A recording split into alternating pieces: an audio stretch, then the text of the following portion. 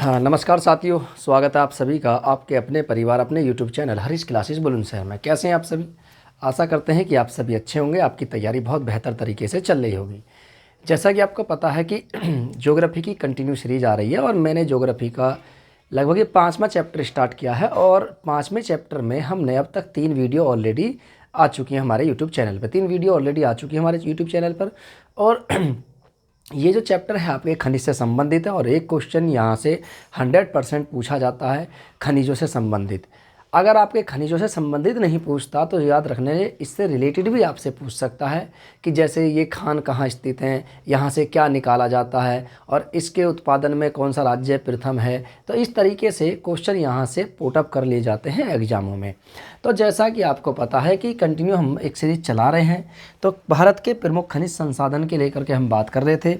और पिछली क्लास में मैंने लोहे के प्रमुख अयस्कों के बारे में बात करी थी कि लोहे के प्रमुख अयस्क कौन कौन से होते हैं। उसके लिए मैंने आपको एक ट्रिक भी बताई थी कि लोहा हमसे लो। किससे लो? लोहा हमसे लो। ठीक है, हमसे लो। तो लोहा हमसे लो, ये एक मैंने ट्रिक भी बताई थी। और ये क्या है? ये लोहे के प्रमुख अयस्कों को याद करने की एक ट्रिक है। लोहे से हो जाएगा लोहा के, हमसे हो जाएगा हेमेटाइट, हेमेटाइट में से हो जाएगा मैग्नेटाइट, से हो जाएगा शिंडेराइट और लो से हो जाएगा लिग्नाइट, लिग्नाइट। तो ये लोहे के प्रमुख अयस्क थे जिनको याद करने के लिए मैंने एक ट्रिक बताई थी आपसे कि लोहा हमसे लो। ठीक है, चलिए आज बात करते हैं हम मैग्नीज को लेकर के। मैग्नीज उत्पादक देशों के क्षेत्रों के बारे में बात करेंगे और मैग्नीज उत्पादक और भंडारक राज्यों की भी बात करेंगे यहाँ पर। तो आज जो हमारा टॉपिक है वो है सर मैग्नीज। क्या है? मैग्नीज। तो मैग्नीज ठीक है, मैग्नीज।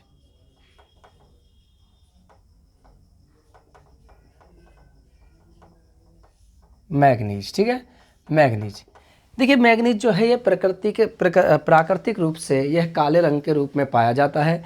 यानी प्रकृति में मैग्नीज काले रंग में पाया जाता है। ठीक है, बात करें तो प्रकृति में मैग्नीज प्राकृतिक रूप से यह काले रंग में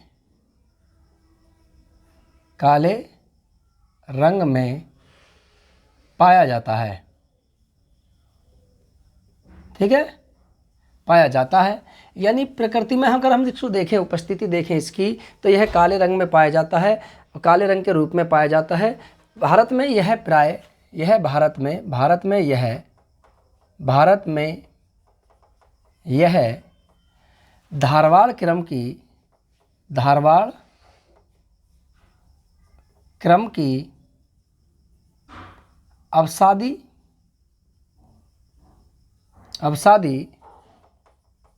चट्टानों में या चट्टानों से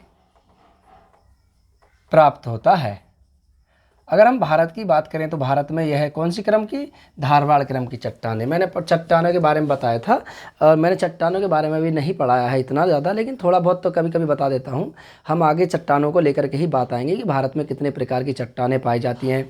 आर्कियन क्रम की चट्टानें कौन सी होती हैं, धारवाड़ क्रम की चट्टानें कौन सी होती हैं, कुड़प्पा क्रम की चट्टानें कौन सी होती हैं, इसके साथ साथ गोंडवाना क्रम की चट्टानें कौन कौन सी होती हैं। तो इन चट्टानों के बारे में हम आगे बात करेंगे। अभी मैंने पढ़ाया नहीं था।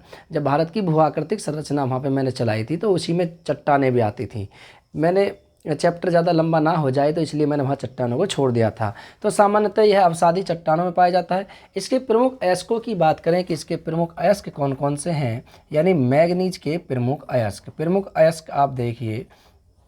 प्रमुख अयस्क मैंने बताया था कि अयस्क होता क्या है कि जिन सेलों में एक ही खनिज की प्रधानता ज़्यादा उपस्थित होती है, ऐसी सेलों को जिनमें एक ही खनिज की बहुत सारी प्रधानताएं होती हैं, मौजूद होती हैं, वे केंद्रीकरण होता है, एक ही प्रकार के खनिजों का केंद्रीकरण होता है, ऐसे खनिजों को अयस्क कहा जाता है। इनमें से फिलहाल में इसके 2 प्रमुख खनिज होते हैं। एक इसका नाम होता है साइलोमेलिन, एक का नाम साइलोमेलिन, एक का नाम होता है ब्रोनाइट। तो एक है आपके साइलोमेलिन,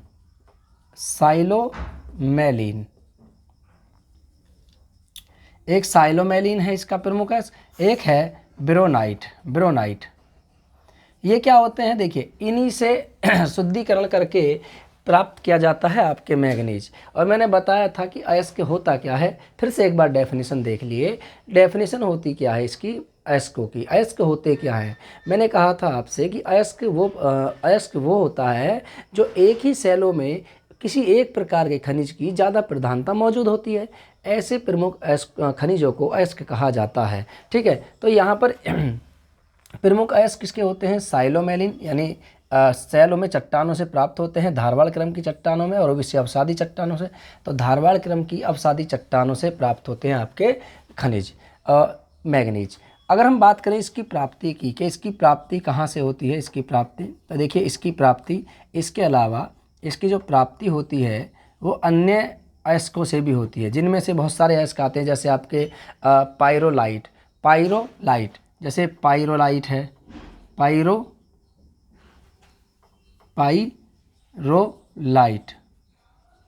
एक पायरोलाइट नाम का एक अयस्क होता है जिससे ये प्राप्त होता है। एक होता है आपके हॉलैंडाइट, एक होता है हॉलैंडाइट, और इसके साथ साथ एक और होता है जिसे बोलते हैं हम सिपेराइट। क्या बोलते हैं, सिपेराइट। एक सिपेराइट होता है, सिपेराइट, ये भी इसका प्रमुख अयस्क होता है, जहाँ से हमारे मैग्नीज प्राप्त होती है। इसके साथ साथ सर हाउस मेनाइट, कौन सी होती है, हाउस मेनाइट, एक हाउस मेनाइट होती है। इसी के साथ साथ सर एक और उपस्थिति होती है इसकी, इसमें इसे बोलते हैं मैग्नेटाइट। क्या बोलते हैं, मैग्नेटाइट। एक मैग्नेटाइट होता है, एक मैग्नेटाइट होता है, याद रखना। और इसके अलावा एक और होता है जो जिससे यहाँ से प्राप्त होता है, इसको बोलते हैं रोंडोनाइट। क्या बोलते हैं, रोंडोनाइट। इधर लिख लीजिए थोड़ा सा, क्योंकि जगह है तो मैं यहाँ लिख देता हूँ रोंडोनाइट। के बाद सर एक और होता है, इसी से प्राप्त होता है रोडोक्रोसाइट।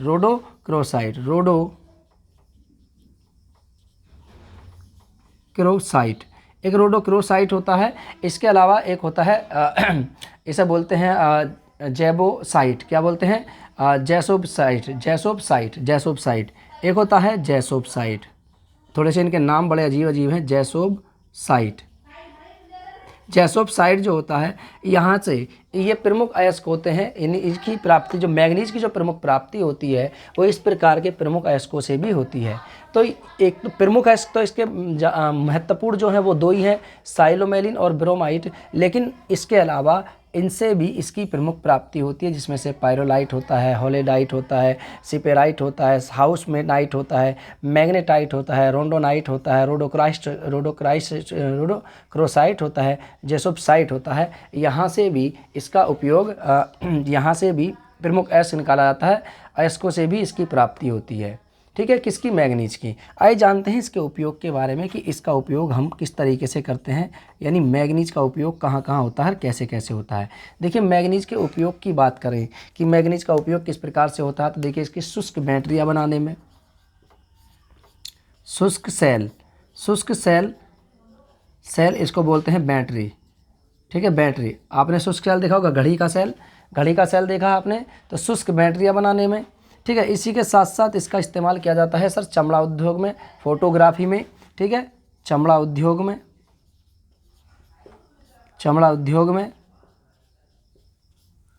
ठीक है, फोटोग्राफी में भी इसका इस्तेमाल किया जाता है, कि इसका मैग्नीज का वस्त्र निर्माण में, ठीक है, माचिस बनाने में, वस्त्र उद्योग में, ठीक है, माचिस बनाने में, माचिस उद्योग में भी इसका इस्तेमाल किया जाता है। इसके साथ साथ कांच को रंगने में, कांच को रंगने में भी इसका इस्तेमाल किया जाता है। कांच को रंगने में, तो कांच को रंगने में भी इसका इस्तेमाल किया जाता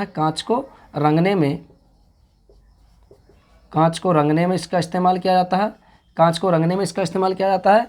इसके साथ साथ इसके इस्तेमाल की बात करें तो इसका इस्तेमाल ब्लीचिंग पाउडर बनाने में, कीटनाशक दवाइयाँ बनाने में। ठीक है, ब्लीचिंग पाउडर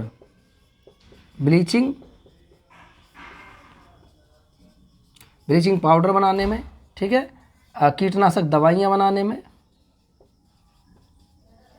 कीटनाशक दवाई, कीटनाशक दवाई बनाने में। और इसके साथ साथ सर इसका पेंट उद्योग में भी इस्तेमाल किया जाता है। पेंट उद्योग में, पोल्ट्री उद्योग में इसका इस्तेमाल किया जाता है। ठीक है, पोल्ट्री उद्योग में भी इसका इस्तेमाल किया जाता है, याद रखना। और सामान्य तौर पे यहाँ पे इसका इस्तेमाल एक जगह और किया जाता है, इसको ध्यान रखना चाहे तो नोट करके लिख लीजिए। नोट करके, अगर यहाँ जगह है तो यहाँ लिख लीजिए नोट करके, नोट करके लिख लीजिए कि मैग्नीज का इस्तेमाल लोहे उद्योग में भी किया जाता है, लोहे को बनाने में भी किया जाता है। ये जब एक टन इस्पात, मैं यहाँ लिख देता हूँ ब्लू से जिससे कि आप देख सकते हैं, नोट करके लिखिए। एक टन इस्पात बनाने में लगभग 10 किलो मैग्नीज लगता है। क्या लगता है सर? 10 किलो मैग्नीज लगता है, यानी 10 किलो मैग्नीज का उपयोग किया जाता है एक टन लोहा बनाने में। तो याद रख सकते हैं कि एक दिन में तो कम से कम कई हज़ारों टन लोहा बनता है, इस्पात बनता है। तो एक टन इस्पात बनाने में लगभग 10 किलो मैग्नीज का उपयोग किया जाता है। इसको नोट करके लिख लेना। तो इसका इस्तेमाल कहाँ कहाँ किया जाता है? शुष्क बैटरियाँ बनाने में, आप सेल देखते हैं उसमें बनाने में। उसके साथ साथ चमड़ा उद्योग में भी इसका इस्तेमाल किया जाता है मैग्नीज का। फोटोग्राफी में भी इसका इस्तेमाल किया जाता है। फ़ोटो आप देखते हैं लैब में जाकर, लैब में फ़ोटो भेजते हो तो वहाँ पर फ़ोटो बनाने में भी इसका इस्तेमाल किया जाता है। इसके साथ साथ वस्त्र उद्योग में, जब कपड़े बनते हैं, वस्त्र बनते हैं, तो वस्त्र उद्योग में भी मैग्नीज का इस्तेमाल किया जाता है। माचिस उद्योग में भी इसका इस्तेमाल किया जाता है। इसी के साथ साथ कांच को रंगने में इसका इस्तेमाल किया जाता है मैग्नीज का। ब्लीचिंग पाउडर बनाने में भी इसका इस्तेमाल किया जाता है। कीटनाशक दवाइयाँ बनाने में, कीटनाशक दवाइयाँ जो फसलों में लगती है, कीटनाशक, ठीक है, कीटनाशक दवाइयाँ बनाने में। इसके साथ साथ पेंट उद्योग में तथा पोल्ट्री उद्योग में भी इसका इस्तेमाल किया जाता है। ठीक है, चलिए। और इसके साथ साथ इसका इस्तेमाल एक जगह और किया जाता है। आपने ईंटें देखी होंगी, ईंटें रंगीन ईंटें बनाने के लिए आप देखते हैं नई नई प्रकार की जो गार्डन को शोभित करने के लिए जो ईंटें बनाई जाती हैं, लगा दी जाती हैं, अलग तरीके की रंग बिरंगी ईंटें लगा दी जाती हैं। तो उन ईंटों का इस्तेमाल करने में भी मैग्नीज का ही इस्तेमाल किया जाता है। ठीक है, याद रखना। तो आप देख लीजिए कहाँ से पाया जाता है, किस प्रकार की चट्टानों में पाया जाता है, इसके कौन कौन से होता है, और इसके अलावा इसकी प्राप्ति कहाँ कहाँ से होती है। आप इसको नोट कर लीजिए, उसके बाद हम इसको बाद में समझाऊंगा। मैंने मैप पहले ही बना दिया है क्योंकि समय बहुत लगता है, तो इसलिए मैप पहले ही बना दिया है मैंने यहाँ पे। ठीक है, चलिए। तो आप देख सकते हैं यहाँ पर, इसको आप नोट कर लीजिए। मैं 2 मिनट के लिए हट जाता हूँ जिससे कि आप स्क्रीनशॉट ले लें और आप यहाँ पर इसको करते चलें। ठीक है, चलिए।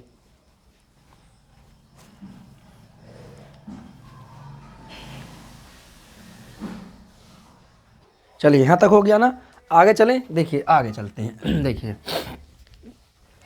भारत में मैग्नीज के कितने उत्पादक क्षेत्र हैं? तो अभी पहले मैं इसको इरेज कर देता हूँ, तो उसके बाद मैं, ठीक है, अभी बताऊंगा।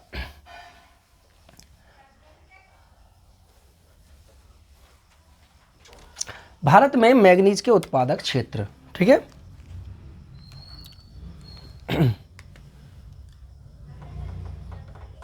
भारत में मैग्नीज उत्पादक क्षेत्र, ठीक है, क्षेत्र। देखिए, भारत में मैग्नीज उत्पादक 3 प्रमुख क्षेत्र हैं। अब ये 3 प्रमुख क्षेत्र कौन कौन से हैं? तो देखिए, एक क्षेत्र इसके अंतर्गत आता है। भारत में 3 प्रमुख मैग्नीज उत्पादक क्षेत्र हैं। एक है आपके उत्तर पूर्वी क्षेत्र। कौन सा है? उत्तर पूर्वी क्षेत्र। उत्तर पूर्वी क्षेत्र।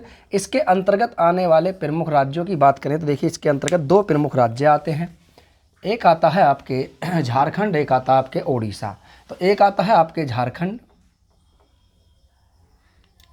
और झारखंड में आप देख सकते हैं कि हजारीबाग और सिंहभूम, ये झारखंड के 2 प्रमुख मैग्नीज उत्पादक क्षेत्र हैं। तो झारखंड, दूसरा आता है सर ओडिशा।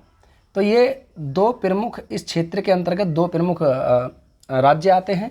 उत्तर पूर्वी क्षेत्र से मैग्नीज उत्पादक क्षेत्र की बात करें तो पहला क्षेत्र आता है उत्तर पूर्वी क्षेत्र। इसके अंतर्गत आने वाले 2 प्रमुख राज्य हैं झारखंड और ओडिशा। झारखंड में आपकी बात करें तो झारखंड में सिंहभूम और आपके हजारीबाग, तो ये 2 प्रमुख क्षेत्र आते हैं। वहीं ओडिशा की बात करें तो ओडिशा में देखिए सुंदरगढ़ ओडिशा में पड़ता है, बालनगीर उड़ीसा में पड़ता है। इसके साथ साथ क्योंझर उड़ीसा में पड़ता है, क्योंझर। उसके बाद बोनाई, उसके बाद कोरापुट।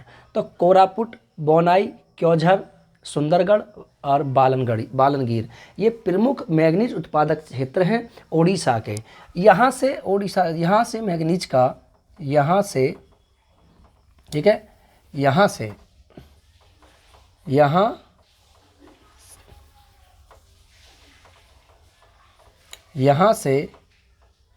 मैंगनीज का 1/3 यानी 1/3 भाग निकाला जाता है। ठीक है जी, यहाँ से मैंगनीज का 1/3 भाग निकाला जाता है, याद रखना। दूसरा जो क्षेत्र आता है, इस क्षेत्र को हम जानते हैं मध्य, यानी ये वाला जो क्षेत्र है, दूसरा क्षेत्र जो आता है इसको हम मध्यवर्ती प्रदेश के नाम से जानते हैं। मध्यवर्ती प्रदेश के नाम से जानते हैं। और इसके अंतर्गत आने वाले जो क्षेत्र हैं, एक क्षेत्र है आपके एमपी यानी मध्य प्रदेश इसके अंतर्गत आता है, यानी एमपी। और दूसरा आता है आपके पूर्वी महाराष्ट्र। कौन सा आता है? पूर्वी महाराष्ट्र। और आप देख सकते हैं एमपी की बात करें तो एमपी में झाबुआ, छिंदवाड़ा, बालाघाट ये मध्य प्रदेश में पड़ते हैं। तो मध्य प्रदेश के 3 प्रमुख मैंगनीज उत्पादक क्षेत्र झाबुआ, झंडा वाला झाबुआ और छिंदवाड़ा और आपके बालाघाट ये मध्य प्रदेश के 3 प्रमुख मैंगनीज उत्पादक क्षेत्र हैं। उसके बाद महाराष्ट्र की बात करें, पूर्वी महाराष्ट्र, तो देखिए एक तो पड़ता है आपके भंडारा, एक पड़ता है नागपुर, एक पड़ता है रत्नागिरी। तो भंडारा, नागपुर, रत्नागिरी, ठीक है। तो रत्नागिरी को आप छोड़ दीजिए क्योंकि दक्षिण में आ रहा तो इसको बाद में लेंगे। तो यहाँ से देखें तो पूर्वी वाला जो क्षेत्र है नागपुर और भंडारा, तो महाराष्ट्र के 2 प्रमुख हैं, नागपुर और भंडारा। यहाँ से ठीक है, इस क्षेत्र से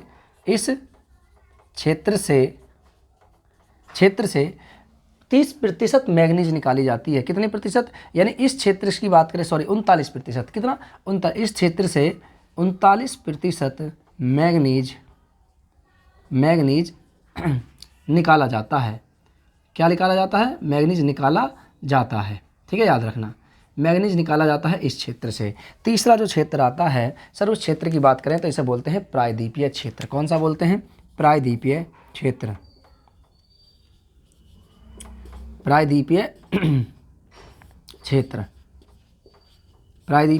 क्षेत्र। इसलिए मैंने ये मैप बनाया था जिससे कि आप आसानी से याद कर सकते हैं, ठीक है। चलिए, तो प्रायद्वीपीय क्षेत्र की बात करें तो इसके अंतर्गत आने वाले प्रमुख राज्यों की बात करें तो प्रमुख राज्य एक आता है आपके कर्नाटक की बात करें तो कर्नाटक में आप देखिए धारवाड़, बेल्लारी, चित्रदुर्ग, तुमकुर, शिमोगा, उत्तर कन्नड़, ठीक है।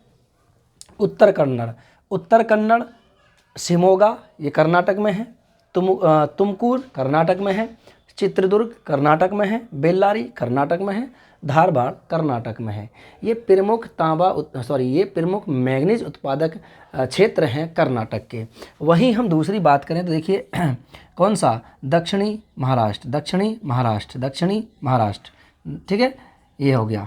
दक्षिणी महाराष्ट्र की बात करें तो इसमें कौन सा आता है? रत्नागिरी दक्षिणी महाराष्ट्र के अंतर्गत आता है, ठीक है। इसके बाद गोवा की बात करें तो गोवा में यहीं से निकाला जाता है, गोवा में। उसके बाद आंध्र प्रदेश, कौन सा है? आंध्र प्रदेश में सर एक क्षेत्र है जहां से मैंगनीज निकाला जाता है, इसका नाम है सर विशाखापत्तनम। तो विशाखापत्तनम से, आंध्र प्रदेश विशाखापत्तनम से मैंगनीज निकाला जाता है। अगर हम यहाँ की बात करें गोवा, महाराष्ट्र की बात करें तो यहाँ से कौन सा पड़ता है? रत्नागिरी महाराष्ट्र से, कर्नाटक से धारवाड़, बेल्लारी, चित्रदुर्ग, तुमकुर, शिमोगा, उत्तरी कन्नड़, गोवा वाले क्षेत्र से, और आंध्र प्रदेश विशाखापत्तनम से। यहाँ भारत का, यानी इस क्षेत्र से, ठीक है, इस क्षेत्र से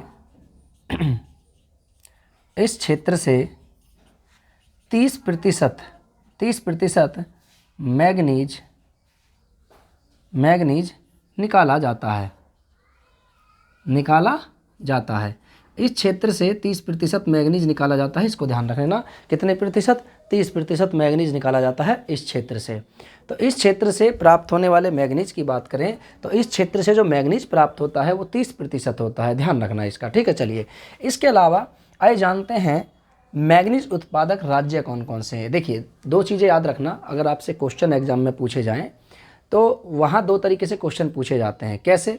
एक होता है भंडारक राज्य, यानी भंडार स्टोरेज की क्षमता के आधार पर भारत का पहला राज्य कौन सा है मैग्नीज के मामले में।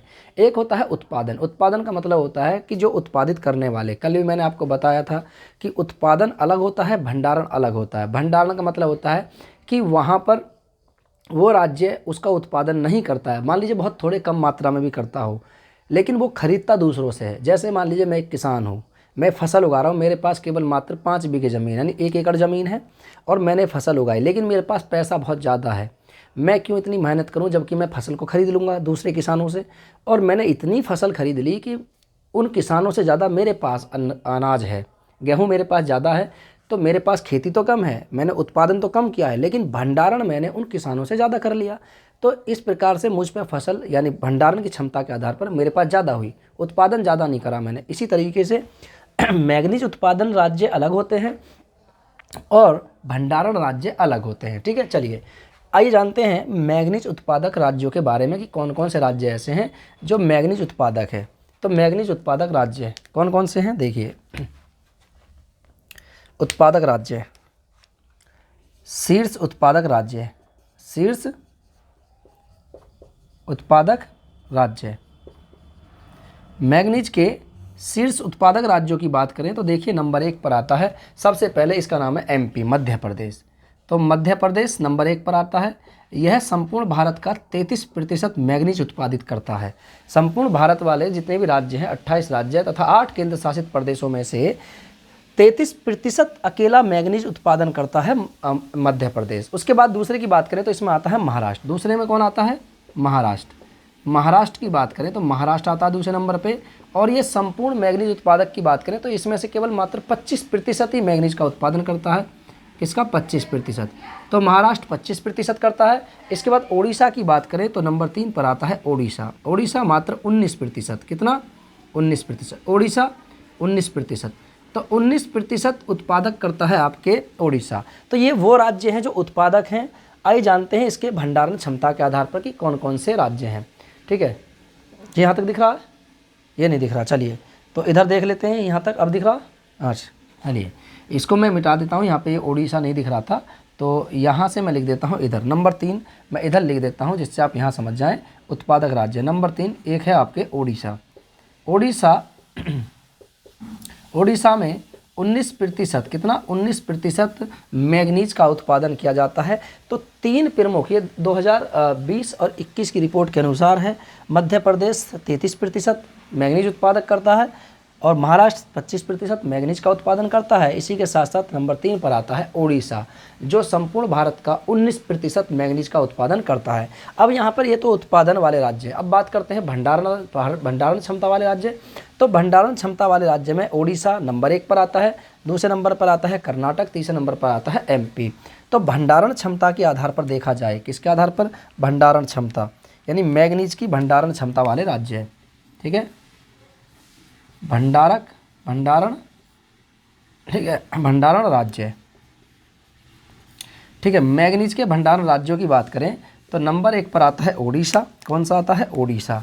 नंबर 1 पर ओडिशा। नंबर 2 पर आता है कर्नाटक और नंबर 3 पर आता है एमपी, मध्य प्रदेश, ठीक है, याद रखना। भंडारण क्षमता के आधार पर एमपी नंबर 3 पर है, जो कि यहाँ पर ओडिशा उत्पादन के आधार पर नंबर 3 पर है, वहीं भंडारण क्षमता के आधार पर नंबर 1 पे है। जबकि यहाँ पर मध्य प्रदेश उत्पादन क्षमता के आधार पर नंबर 1 पर है, जबकि यहाँ पर नंबर 3 पर पहुँच जाता है, ठीक है। अब इनमें से आप कहोगे जी महाराष्ट्र नहीं, कर्नाटक नंबर 2 पर आता है मैग्नीज उत्पादक क्षमता के आधार पर, सॉरी भंडारण क्षमता के आधार पर, ठीक है, याद रखना इसको। चलिए विश्व की बात करें तो विश्व में जो उत्पादक राज्य की बात, विश्व में उत्पादक देशों की बात करें तो नंबर 1 पर आता है दक्षिण अफ्रीका, और नंबर 2 पर आता है ऑस्ट्रेलिया और नंबर 3 पर आता है आपके गैबोन। ये 3 ऐसे देश हैं जो विश्व में 30 यानी 3 ऐसे शीर्ष देश जो सबसे अधिक मैंगनीज का उत्पादन करते हैं। तो विश्व की बात करें कि विश्व की, तो विश्व में देख लेते हैं कि विश्व में उत्पादक राज्य, ठीक है, ये तो थे भारत वाले क्षेत्र की। हम विश्व की बात करें कि विश्व में मैंगनीज उत्पादक राज्य कौन कौन से हैं, तो विश्व की बात करें विश्व में नंबर 1 पर आता है दक्षिण अफ्रीका, ठीक है। कौन सा आता है? दक्षिण अफ्रीका। दक्षिण अफ्रीका विश्व में नंबर 1 है मैंगनीज उत्पादन करने के मामले में। दूसरे नंबर पर है ऑस्ट्रेलिया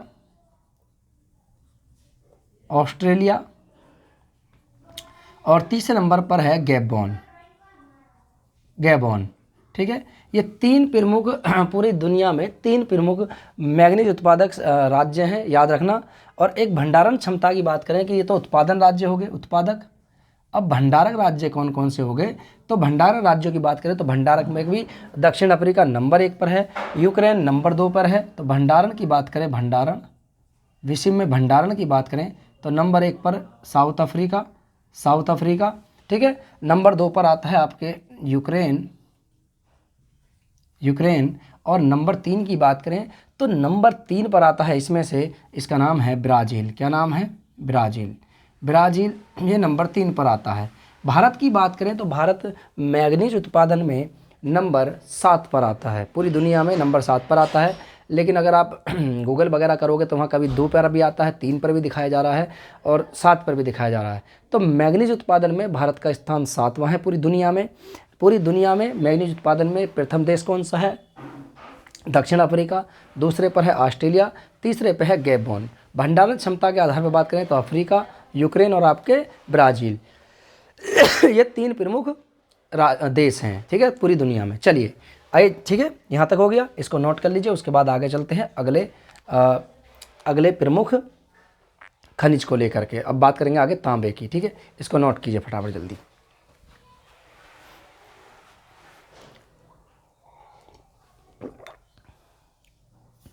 ठीक है, चलिए यहाँ तक हो गया। अब ये हमने अभी तो मैंगनीज उत्पादक राज्य देखे हैं और मैंगनीज के बारे में हमने जाना कि मैंगनीज कहाँ से प्राप्त होता है। मैंने कहा था प्रकृति में काले रंग में प्राप्त होता है और ये प्राय धारवाड़ क्रम की अवसादी चट्टानों से ही प्राप्त होता है। इसके प्राप्त होने वाले और इसके अलावा 2 प्रमुख अयस्क भी हैं।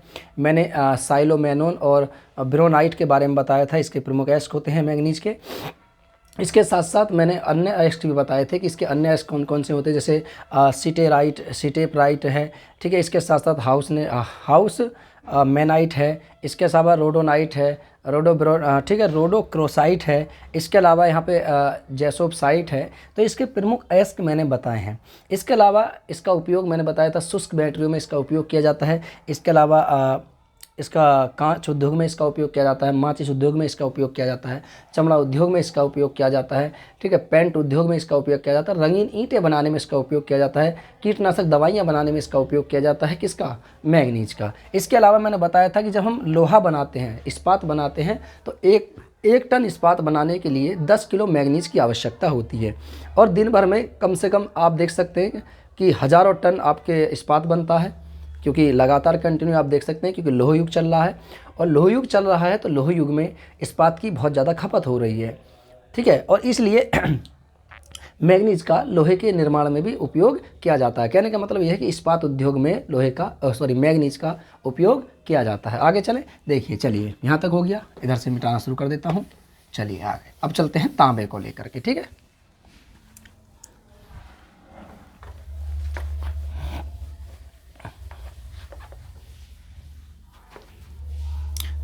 मैंगनीज क्षेत्र आप देख लेना एक बार, यहाँ पे ये मैंगनीज क्षेत्र है, ये मैंगनीज क्षेत्र है। मैंगनीज उत्पादक राज्य कौन कौन से हैं एक बार मैं आपको यहाँ मैप पे समझा देता हूँ और उसके बाद फिर हम इधर चलेंगे, ठीक है।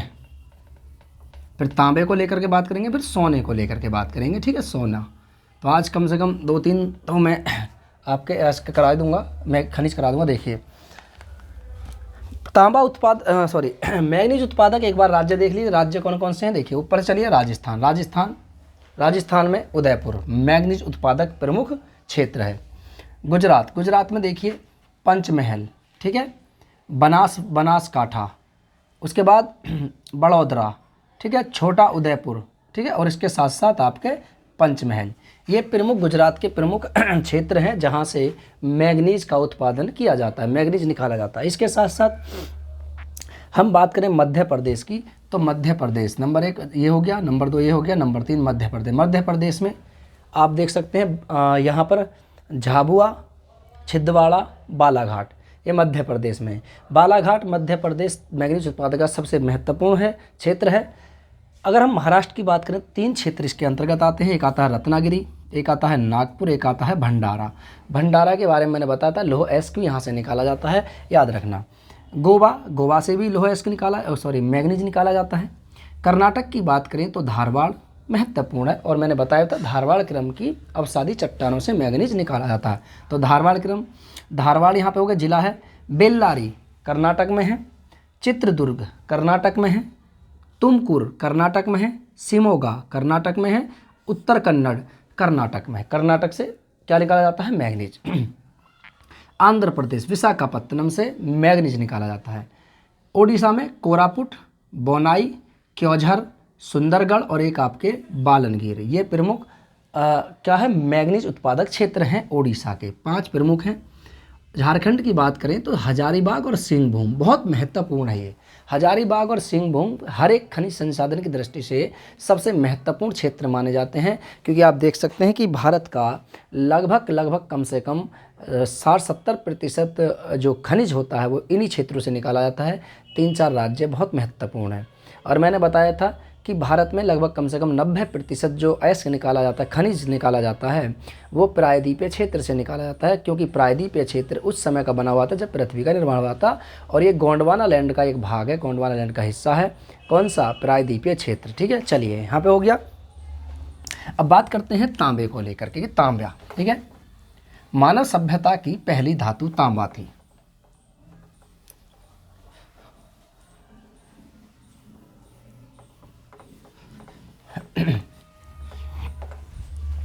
ठीक है, चलिए अब बात करते हैं तांबे को लेकर के। तांबा,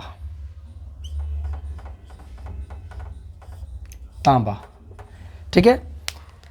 मेन इंपॉर्टेंट पॉइंट देखते हैं, तो देखिए ये मानव सभ्यता की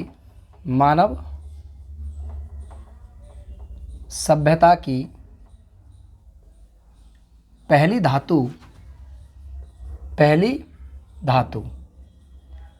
यानी मानव ने जिस धातु का सर्वप्रथम प्रयोग किया उसे हम तांबा के नाम से जानते हैं, इसलिए इसे मानव सभ्यता की पहली धातु भी कहा जाता है। इसकी खोज की बात करें कि इसकी खोज कब हुई थी? इसकी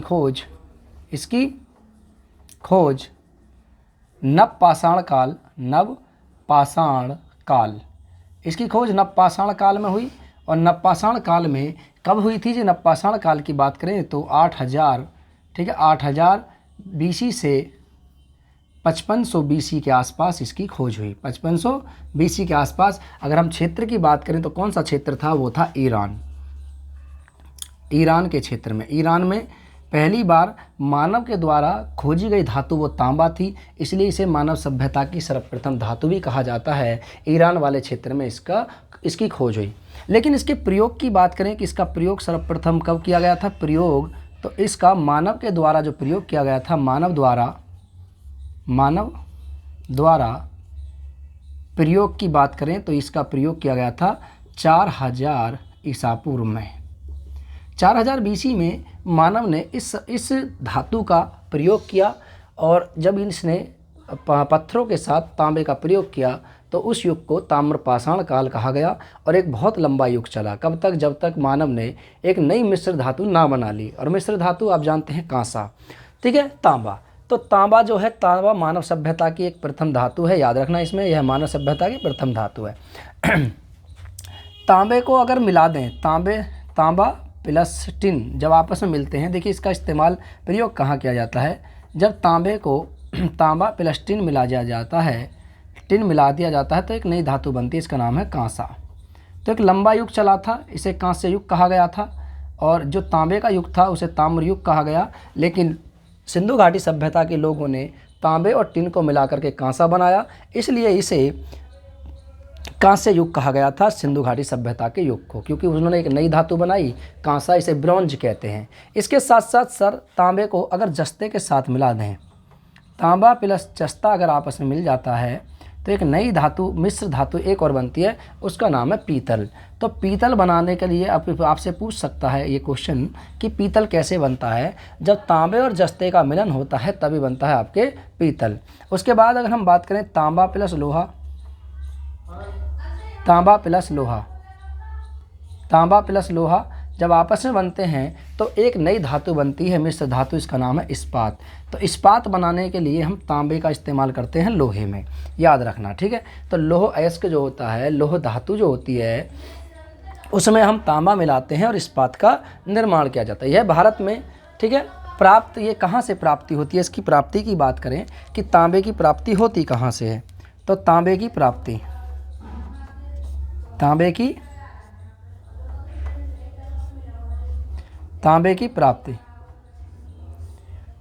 प्राप्ति की बात करें तो यह प्राय भारत में, ठीक है, यह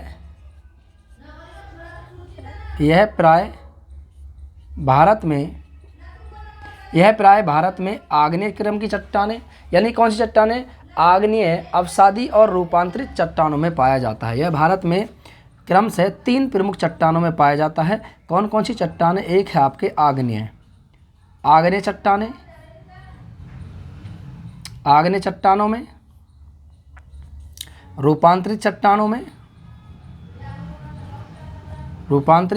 में और कायांतरित चट्टानों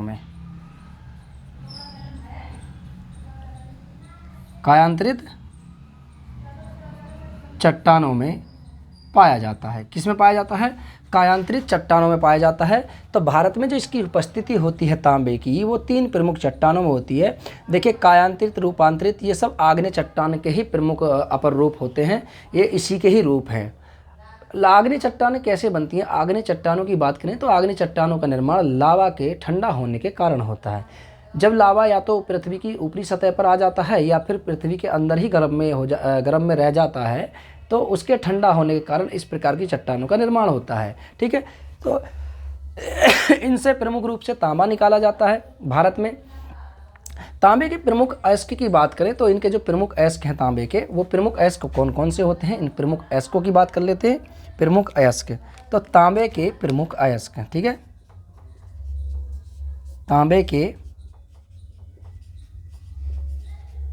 प्रमुख अयस्क, तांबे के प्रमुख अयस्क की बात करें तो इसका नाम है, एक है चैल्कोपाइराइट, एक है चैल्कोपाइराइट, एक है चैल्कोसाइट, एक है बोनाइट।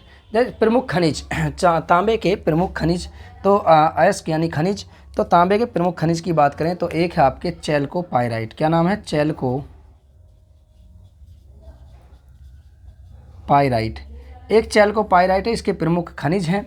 दूसरा है, इसमें से आता है इसके चैल्कोसाइट, कौन सा आता है, चैल्कोसाइट, एक होता है बोनाइट, चैल्कोसाइट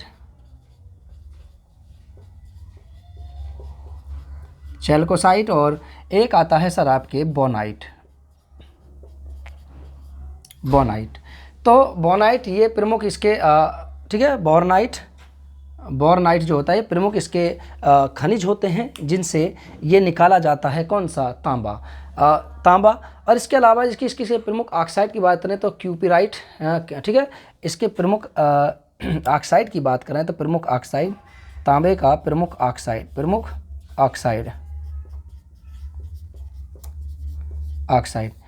ऑक्साइड की बात करें तो इससे होता है, ठीक है, क्यूपराइट, कौन सा होता है,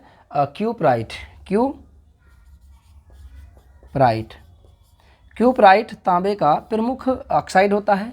इसके अलावा अगर हम इसके कार्बोनेट की बात करें तो इसके 2 कार्बोनेट होता है, एक होता है मेथिलाइट, एक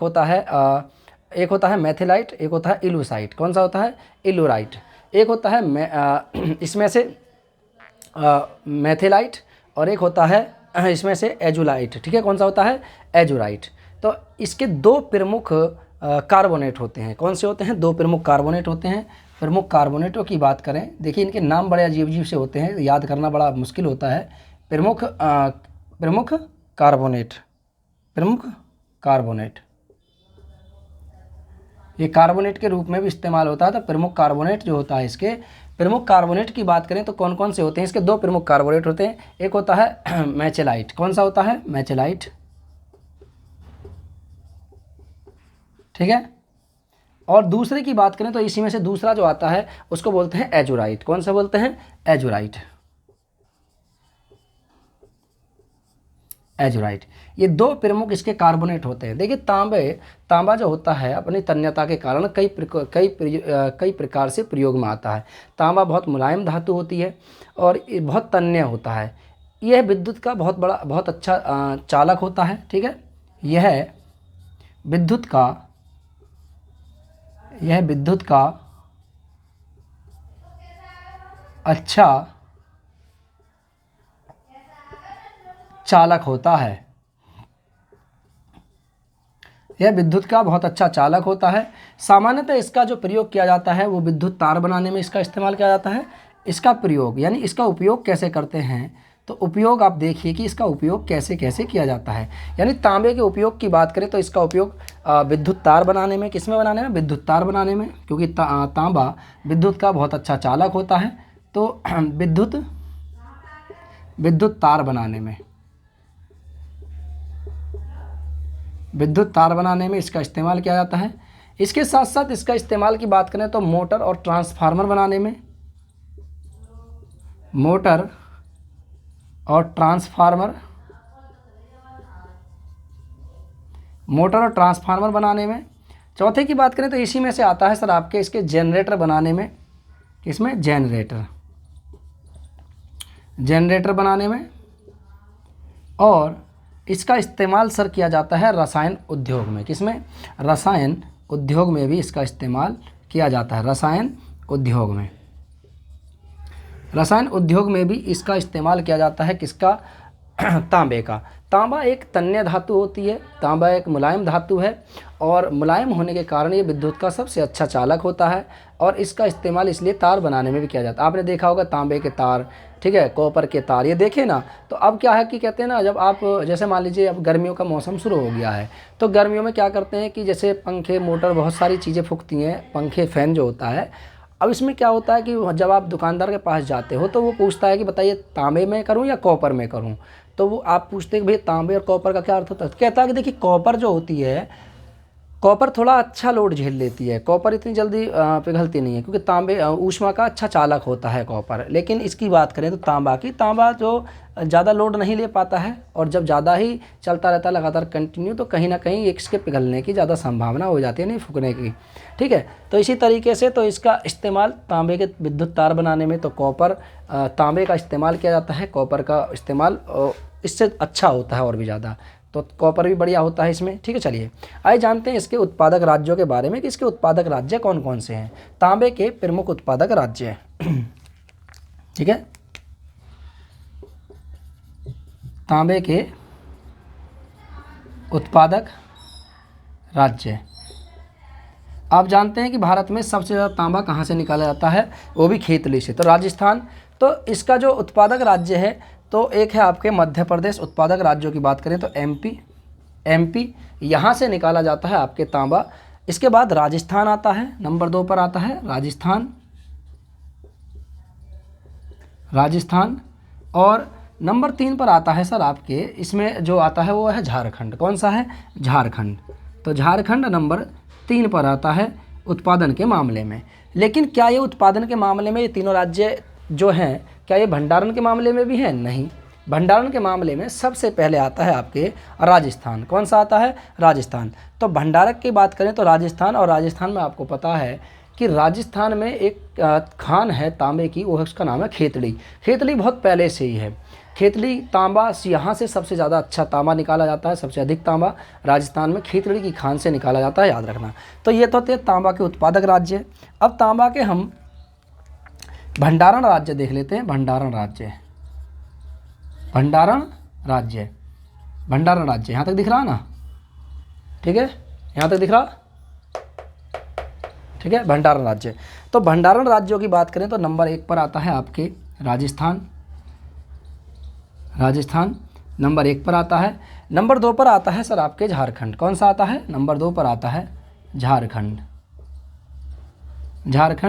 और नंबर 3 पर आता है एमपी। कौन सा आता है? एमपी।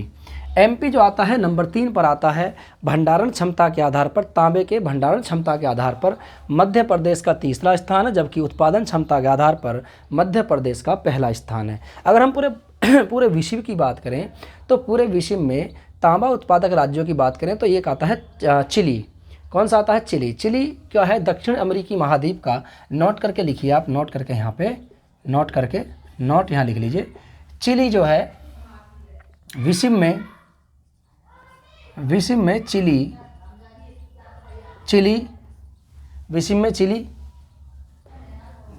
चिली तांबा उत्पादक, ठीक है।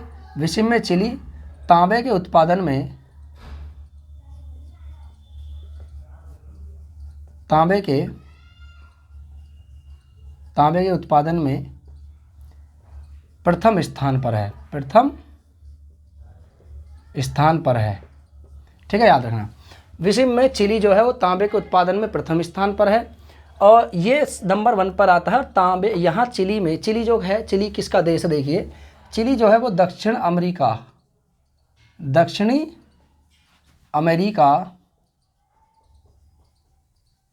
अमेरिका महाद्वीप का देश है। और यहाँ पे अटाकामा आपको पता है ना? अटाकामा एक मरुस्थल है, विश्व का सबसे शुष्कतम मरुस्थल अटाकामा। और मैंने आपको जब अभी एल नीनो ला नीना पढ़ाए थे तो वहाँ पे पेरू और चिली वाले 2 देश मैंने आपको बताए थे। ऊपर पेरू है, नीचे चिली है। तो चिली दक्षिण अमेरिका महाद्वीप का एक देश है। चिली में एक पठार है, उस पठार का नाम है चुक्की माता। कौन सा? चुक्की माता का पठार है। इसको विश्व की ताम्र राजधानी भी कहा जाता है। चुक्की माता पठार को विश्व की ताम्र मतलब ताम्र राजधानी भी कहा जाता है, ठीक है। चुक्की माता का पठार है, यहीं से विश्व का सबसे अधिक तांबा निकाला जाता है और इसलिए इसे विश्व की ताम्र राजधानी भी इसे कहा जाता है। किसको? चुक्की माता के पठार को। दक्षिण अफ्रीकी महाद्वीप का एक देश चिली, और चिली में एक पठार का नाम है चुक्की माता का पठार। इसे विश्व की ताम्र राजधानी भी कहा जाता है। अब ये तो विश्व की बात होगी, तो भारत विश्व में कौन से नंबर पर है? तो भारत की बात करें तो भारत विश्व में 30वें नंबर पर आता है। 30वें नंबर पर, कितने? 30वें नंबर पर आता है भारत। 30वें नंबर पर भारत है, ठीक है। तांबा उत्पादन में भारत का स्थान 30वें नंबर पर है, याद रखना। पहले पर है चिली, 30वें पर है भारत, ठीक है, याद रखना। चुक्की माता का पठार, इसको विश्व की ताम्र राजधानी भी कहा जाता है। आइए जानते हैं भारत के राज्य जिनसे तांबा निकाला जाता है। देखिए यह है आपके झारखंड आपके मैंने बताया था सिंहभूम और हजारीबाग, ये प्रमुख है। इसका झारखंड है यहाँ पे। यह है आपके मध्य प्रदेश एमपी, और यह है आपके राजस्थान। तो भारत के 3 राज्य ऐसे हैं जहाँ से क्या निकाला जाता है? यहाँ से तांबा निकाला जाता है। तो इनमें अगर हम क्षेत्रों की बात करें, स्थलों की बात करें, तो देखिए राजस्थान का खेतली, विश्व प्रसिद्ध तांबे की खान। खेतली की बात करें तो यहाँ पे आप लिख लीजिए नोट करके, खेतली जो है आपके, खेतली, ठीक है, खेतली विश्व प्रसिद्ध तांबे की खान है। तांबे की खान है और ये कहाँ है? राजस्थान में है। अलवर राजस्थान में है, यहाँ से भी तांबा निकाला जाता है। उदयपुर राजस्थान में, यहाँ से भी तांबा निकाला जाता है। और भीलवाड़ा राजस्थान में है, यहाँ से भी तांबा निकाला जाता है। मध्य प्रदेश की बात करें तो बालाघाट, मध्य प्रदेश का बालाघाट तांबा उत्पादक प्रमुख महत्वपूर्ण क्षेत्र है। इसके साथ साथ झारखंड में हजारीबाग बहुत इंपॉर्टेंट है, और सिंहभूम, यहाँ से भी तांबा निकाला जाता है। आप इसको याद रख लेना, ठीक है। लेकिन भारत में सबसे अधिक मात्रा में तांबा मध्य प्रदेश। लेकिन अगर खान की बात करें कि खान भारत में कौन सी सबसे महत्वपूर्ण खान है, तो उसका नाम है खेतली राजस्थान, विश्व प्रसिद्ध तांबे की खान। विश्व की ताम्र राजधानी चुक्की माता के पठार को चिली, ठीक है, याद रखना। चलिए तो आप इसको नोट कर लीजिए। उसके बाद फिर हम चलते हैं सोने को लेकर के, सोने के बारे में अभी हम बात करेंगे, ठीक है। चलिए नोट कीजिए इसको।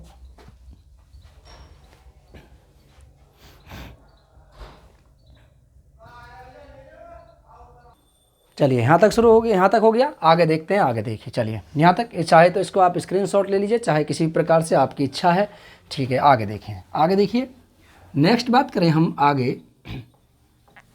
ये तो थे आपके तांबा उत्पादक और भंडारक राज्य, विषम में कौन सा है, किस में कौन सा स्थान है, ठीक है। चलिए अब हम बात करते हैं सोने को लेकर के, ठीक है। मैंने कहा था प्रमुख अयस्कों की बात करेंगे, ठीक है। प्रमुख अयस्क जो हमारे चल रहे हैं, प्रमुख खनिजों की बात करते हैं। तो अब हमारा आता है सोना, यानी गोल्ड। क्या है? गोल्ड, गोल्ड, सोना। क्या है? सोना।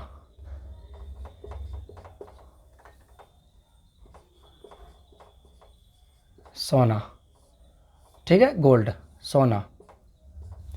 सोने की बात करें तो देखिए, सोना जो है कि कौन सी क्रम की चट्टानों से निकाला जाता है, तो यह प्राय आग्नेय क्रम की चट्टानों से निकाला जाता है, ठीक है।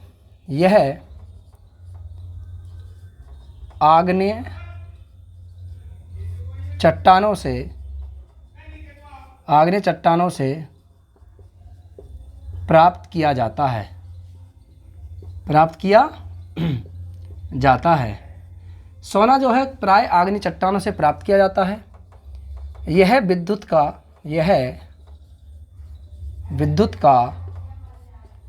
सबसे अच्छा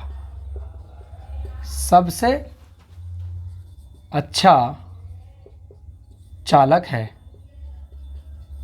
है। इसका इस्तेमाल यानी इसका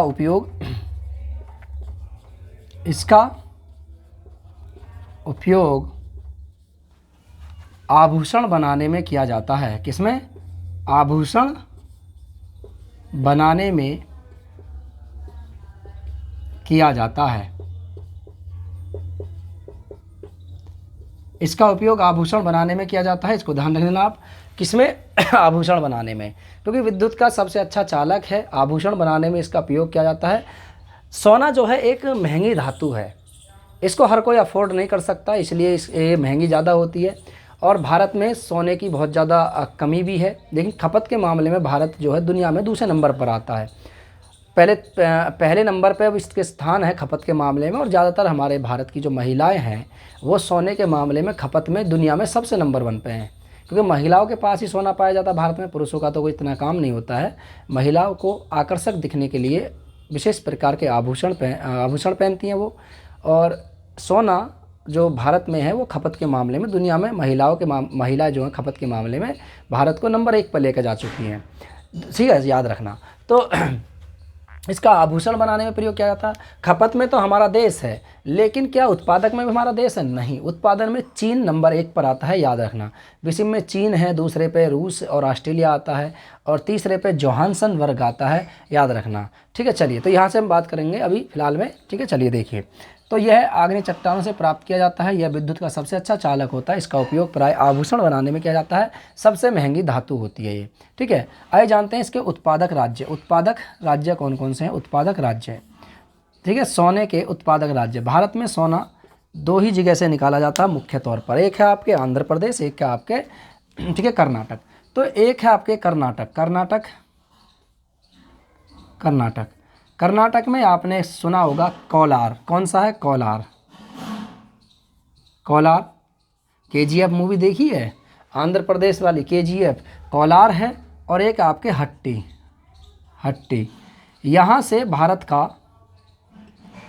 का 90%, कितना, लगभग कम से कम 98% यहाँ से सोना निकाला जाता है। 98%, भारत का 98% सोना निकाला जाता है।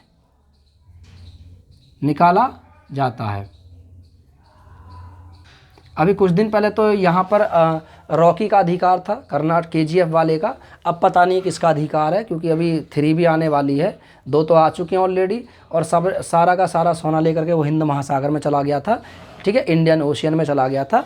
अब पता नहीं दोबारा कौन आएगा इन पर अधिकार करने के लिए। तो 98% सोना यहीं से निकाला जाता है। दूसरे पर आता है सर आपके आंध्र प्रदेश। कौन सा आता है? आंध्र प्रदेश। आंध्र प्रदेश में एक क्षेत्र है, उस क्षेत्र को हम जानते हैं रामगिरी की खान। आंध्र प्रदेश में रामगिरी, कौन सा? रामगिरी। तो रामगिरी की खान है आपके आंध्र प्रदेश में, यहाँ से भी सोना निकाला जाता है। ये अनंतपुर, अनंतपुर एक ज़िला है, कौन सा, अनंतपुर,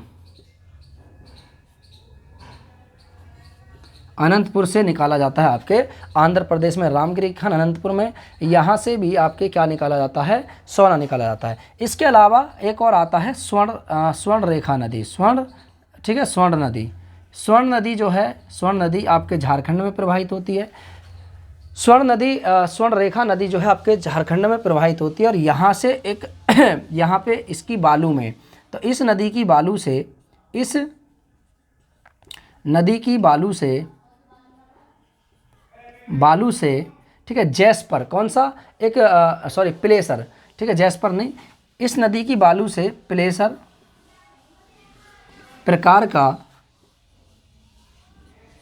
प्रकार का सोना निकाला जाता है, सोना प्राप्त किया जाता है, याद रखना, किया जाता है। और सोना निकलने के कारण इसकी बालू में सोना पाया जाता है। जब बालू में सोना पाया जाता है तो इसलिए इस नदी का नाम स्वर्ण रेखा नदी रख दिया गया है। स्वर्ण रेखा नदी इसलिए कहते हैं क्योंकि इसकी बालू में प्लेसर प्रकार का सोना पाया जाता है। ये शुद्ध सोना नहीं होता है, लेकिन सोने की उपस्थिति इसमें मौजूद होती है, याद रखना। बिहार में भी एक नदी है, उससे भी क्या है, सोना निकाला जाता है, याद रखना। तो पहले आपको पता है कि झारखंड बिहार का एक हिस्सा था पहले, लेकिन अब झारखंड एक अलग राज्य है, इसको ध्यान रखना आप सभी लोग, ठीक है। विसिव की बात करें तो विसिव में, यहाँ देख लेते हैं आप विसिव में, तो विसिव की बात करें, विसिव में, विसिव में चीन, विसिव में उत्पादक राज्य, विसिव में, ठीक है, चीन प्रथम स्थान पर है, उत्पादन में प्रथम स्थान, ठीक है, उत्पादन में, उत्पादन के मामले में चीन प्रथम है। दूसरे पर है आपके रूस और ऑस्ट्रेलिया, और ऑस्ट्रेलिया में भी आपके दो मरुस्थल हैं, एक है सैंडी का मरुस्थल, एक है विक्टोरिया मरुस्थल। एक है आपके